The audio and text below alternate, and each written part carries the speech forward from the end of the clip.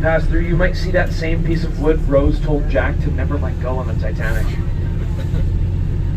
There we go, nice and clean. Now the reason that we clean off our tires, like I said, I don't want to bring any extra dirt onto the glacier surface.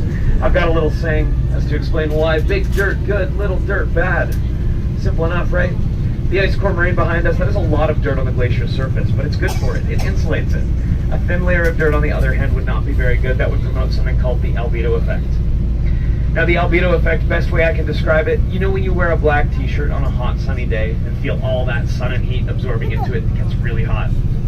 Well, that is exactly what would happen to a thin layer of dirt on the ice. It would attract that sunlight, heating everything up around it and causing the ice to melt. So we limit that by going through the tire wash. But you might have noticed, looking off to either side of the road or even looking at the glacier from the parking lot, it is not exactly clean. It's actually pretty dirty. That is all a naturally occurring element called cryoconite.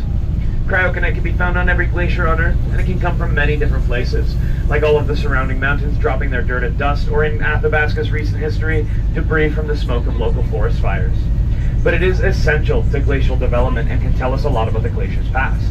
As glaciologists, we'll take core samples out of the ice. They can read those thin layers of cryoconite and learn different things like the age of the glacier, which years had a higher activity of forest fires, or even when there were mass volcanic eruptions around the planet. But with that, everybody, we are officially driving on the ice of the Athabasca Glacier. No pun intended, but how cool is this? Looking around, you might be thinking, Sam, I've seen a hockey game before. You know, I watched the Stanley Cup Finals last weekend, and this looks nothing like an ice rink. And you would be absolutely